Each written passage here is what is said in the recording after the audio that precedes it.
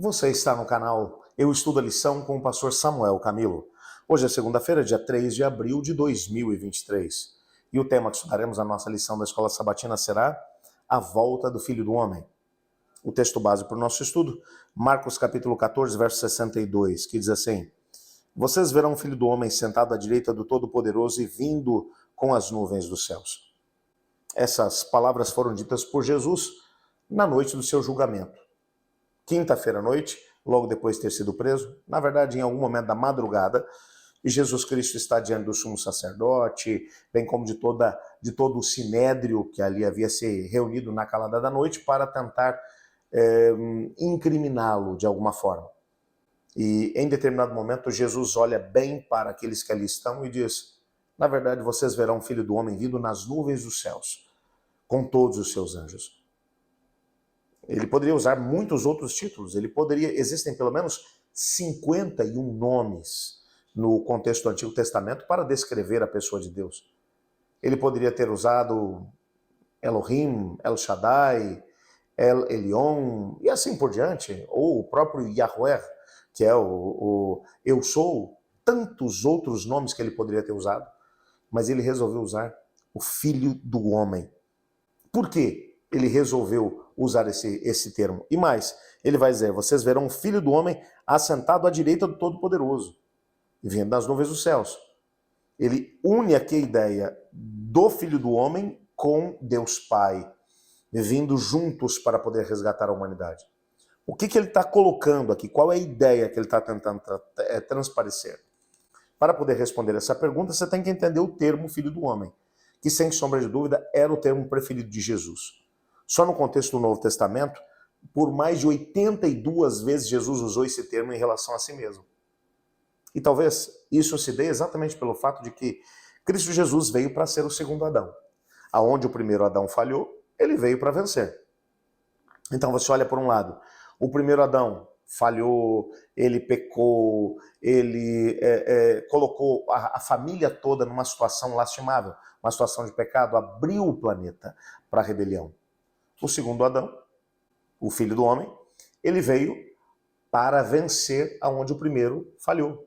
E todas as tentações que o inimigo colocou diante dele, ele as venceu. Não as venceu no seu próprio poder, mas no poder do Espírito Santo do Senhor.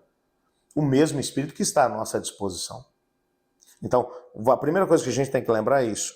Jesus, ele quando vai usar o termo Filho do Homem, que é o seu termo favorito, não existe nenhum outro termo que ele tenha usado tantas vezes quanto esse, no contexto do Novo Testamento, para se identificar com a família humana.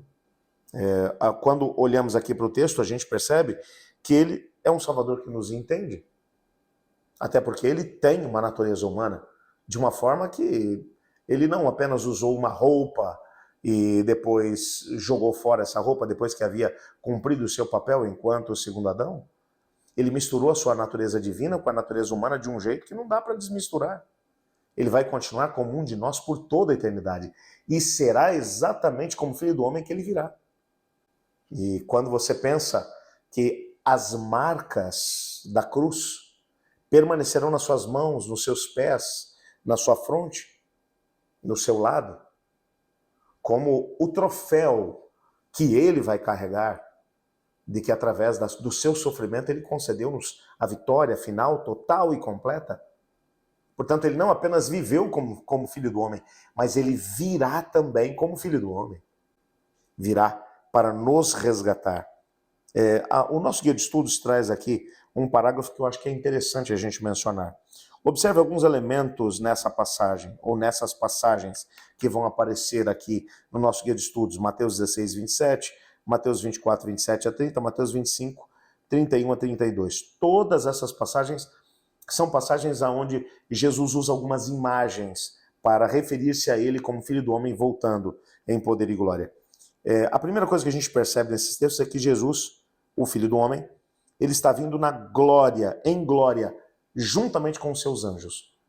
Os anjos que têm um grande prazer em obedecer-lhe, como o Deus criador do céu e da terra, ele vem com todos os seus anjos. Um segundo elemento, ele irá separar as ovelhas dos cabritos, o que basicamente é um ato de juízo. Ele vem para poder determinar quem serão aqueles que são realmente da família de Adão. Quem são aqueles que realmente aceitaram o sacrifício segundo Adão. Então ele vai separando uns dos outros. E um terceiro elemento, o destino das nações de toda a humanidade será decidido para a eternidade. O veredito que o Filho do Homem der, será esse o veredito que será estabelecido, cumprido e que terá validade por toda a eternidade.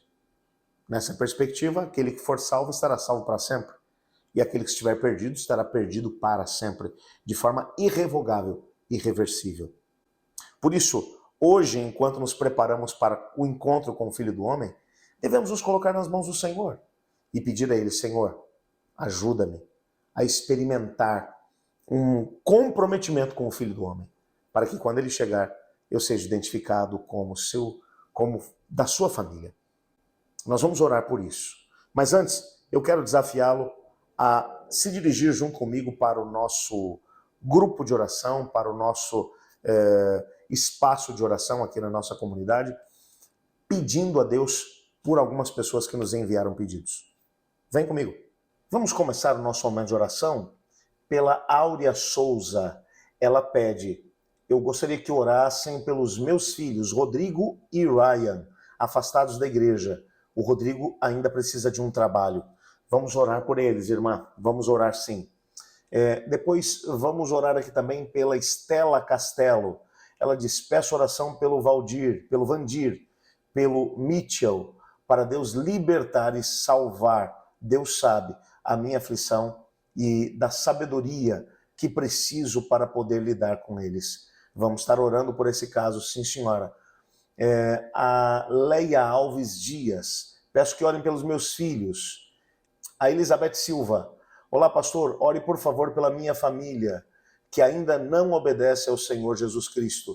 Minha mãe, minhas filhas, meus filhos e, ao mesmo tempo, os meus netos. Que o Senhor Deus possa tocar na vida deles. E, finalmente, um último pedido. A Cíntia Lopes: bom dia a todos. Peço pelos meus filhos, Igor e Isabela, estão afastados da igreja. Nós vamos orar por eles.